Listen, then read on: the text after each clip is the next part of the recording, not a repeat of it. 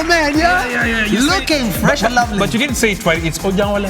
Ojangole. Yeah, ojangole. Ojangole. At the end, you. Oh, ladies and gentlemen, welcome. Ojangole. Yes. Good to have you on the show. Thank you, Pablo. What does ojangole mean? Well, it took me I think close to 19 years to find out the meaning. That's your whole adolescence. Yes. So when I was in school, I used to do the roll calling and I read names. Chomhenda Atenyi, present. Kenneth Mugabe, present. Okol Annette. When they reach mine, the teacher would hesitate. Deo. Because the ojangole was hard. Yeah. So I tried to find meaning to it and it was hard. Because I tried to Google for ojangole, they brought me Django. As in like the African jungle. Yes. So I tried to Google again, they brought me some other things. But when I went back to my village grassroots, my clan leader told me ojangole is a combination of two words. Oja and angole, as in the mark. In other words, it means the chosen one. So I am the chosen one. Oh, ladies and gentlemen, welcome the chosen one. Wow. And indeed you're the chosen one because I remember there was a certain company that was running a promotion and you were selected as the brand ambassador. You were the chosen one. Definitely. Yeah? How did it feel being a brand ambassador for a multi-million company?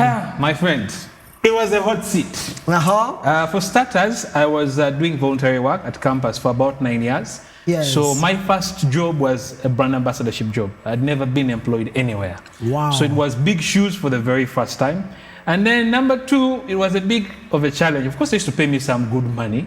But again, not like they were paying me the whole bank. Trouble came when I didn't pay my rent and my landlord was seeing me giving out money on TV.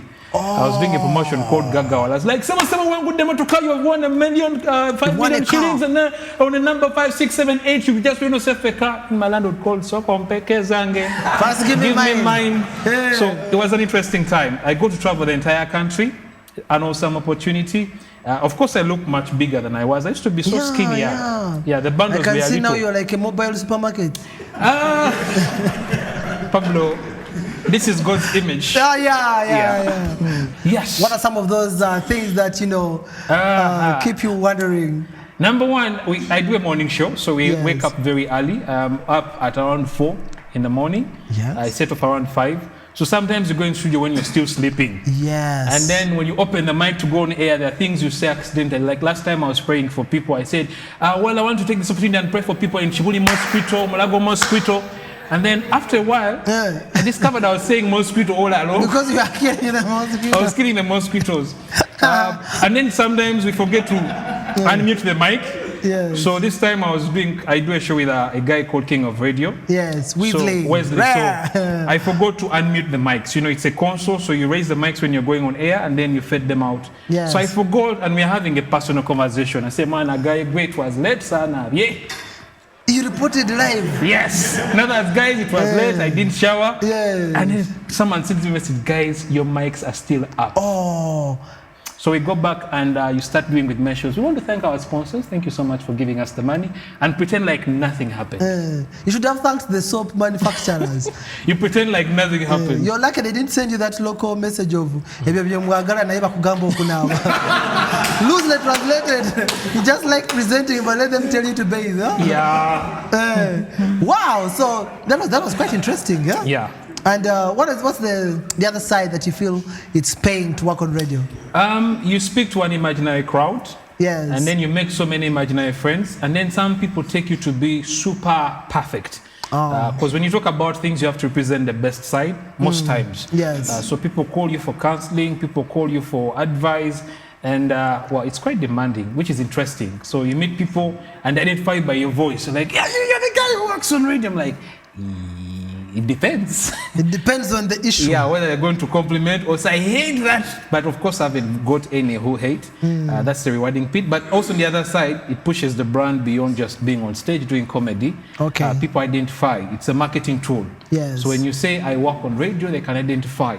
Like, oh, you're the guy who's in the morning. So you have a physical address. Absolutely. So if you perform badly, someone can call and say, well, guy, you really did bad on our wedding. So you have to always be at your A game. The first time I saw you perform, you are mimicking the Indian, how they speak. Yes. Sandeep Kumar. Yes, Sandeep Kumar. Actually, that was my first character in comedy. Yes. I grew up in a place called Tororo. It's a part of Uganda. There's so many Indians. I'll tell you my story of Tororo after. We continue. So growing up there, we used to have only, I think, 2 TVs. I think one was owned by Madhvani. It used to show so many Indian movies. Yes. So I picked up on the character. I used to love one movie called Made in India. Made in India. It had someone like Raja, Amrish Puri. So deep. But the biggest of all, I fell in love with an Indian girl in my don't judge. It was P2. There are no judges here. No judges, also P2. P2, you were already. Yeah! Pablo, you know these things. We used to play mommy and daddy at home, so I thought I would get mommy at school. And there was this Indian called, I'm forgetting the name. For the sake of my wife, I forget the name. Yeah. His memory loss. Yeah, so I really wanted to marry an Indian because I like their hair. I thought at home everything would be musical. Yeah. When I come back home, I'll be like, Toti hiti ria, have we cooked any food? She'll be like, nay, no food for you. So I wanted a musical bit of it. And then growing up, I think it rubbed on me so much. And I worked with Indians, so I picked up their accent. And that's how I started doing the mimicking and even at work. So our boss would come and say, Betty, your guys are not working, you're just here sleeping. So when he walks away, I impersonate him. I'm like, your people are not working, you're sleeping. So guys loved it. They love that. Did you ever speak like that for your wife, huh? Yeah. Sometimes I would do those prank calls using different people's phones. And I'd be like, excuse me, am I speaking to Trodi? This is Mr. Patel. I've been wanting to know, is your husband home? And of course, I'll just tease her and then later on say my name. She likes it by the way. Yes, and you're really good at that. Oh, thank you. I've seen you perform with laptop.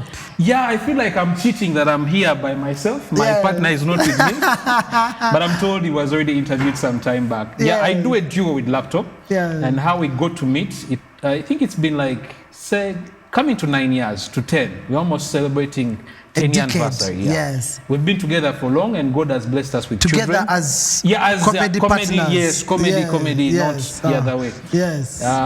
So we do a duo. Yes. And we began, I think we are from performing comedy club live in Kampala. Yes. We did soul performances. And then after that we said, why don't we hook up and do something? Because we were at the same time at campus together. So it was a natural connection. So we began the duo.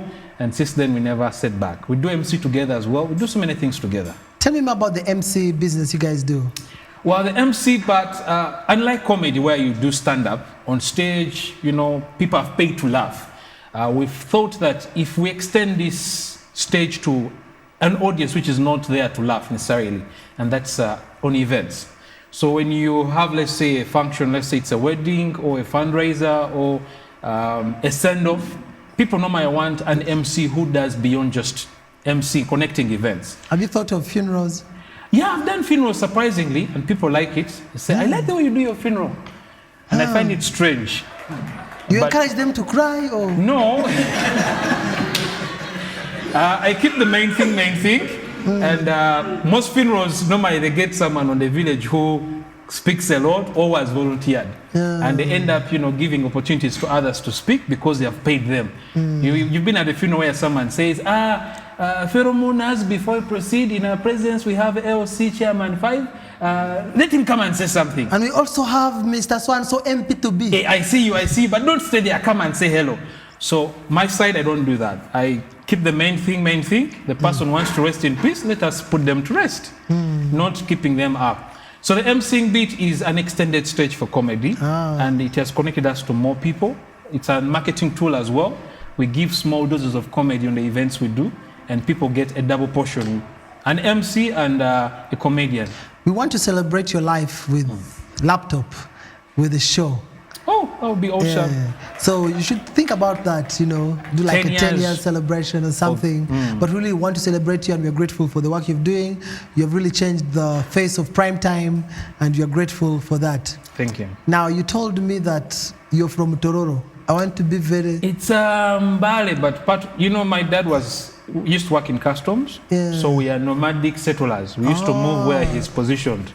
So I was born in Tororo, moved to Jinja, went to Uganda, went to Kampala, but my village is in Mbale, Nakaloke. We've been everywhere. We're like Okay. bird flu. Bad flu. But that's a good flu now. Yeah.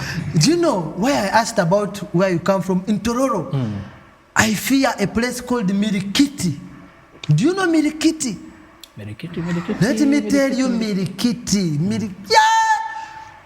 We had a lecturer who died. He was called Onyango. Onyango died. They didn't tell us that Onyango had been banished from his home. Now, we hear that in their culture, if your father removes his belt and jumps it, they have banished you. Okay. Yeah? So Onyango dies. Onyango had never told us he had been banished. We take Onyango's body to Mirikiti. Sure. We reached Mirikiti. The people are crying, wajame, wakade, wajame. Then, when we were about to reach the home, they told us don't bring the body here until they do some cultural rituals. We asked, but why? They said this man was banned from this family. So we had to take the body behind. It can't enter through the compound. They have to take it round. And we put the body in the kitchen. Now, we were seated there wondering what next. Nobody was crying. There were no burial arrangements. They were drinking marwa. You know, eh? I do know. So we asked one of the guys, how come there's nothing happening? They said they cannot perform anything until the sun goes down. We said, then what happens? They said, you know, according to the culture, as the sun goes down, they have to cane those who brought the body. We are the ones who brought the body. The culture says that I'm telling you, we started going one by one into we had come on a lorry. We were started telling the girls who came with us, please go slowly. They were like, why are you telling us to go? We said, yeah, don't stay here. Things are serious. We said, you go to the lorry. Wow. When we boarded the lorry, somebody told them, pointing at us, Mom, let me tell you, there is no cane that is as hurting as on a mobile lorry. You know you're moving, but Chiboko is hitting you. I fear Mirikit. So nowadays, if I have a friend who dies from Tororo, I do research. You send your condolences. I send the condolences. Yeah? Great. So, OJ. Yes. I know you're very passionate about comedy, and you and Laptop have started up something that mentors the comedians. What is it all about? It's called the 360-degree Academy. Yes. We believe that some of these skills can be attained with time. Yes. Of course, there are those who are born with them, but there are others who just need a little bit of polishing and they start doing them. Absolutely. Because it's equal opportunity for all. So we started an academy where we want to pass on our skills, but also learn from them. Because it's not just us passing on, but it's just panel beating. We're going to act as catalysts to help bring out these hidden talents. Because sometimes you find someone, they know what to do, but they just need to be affirmed.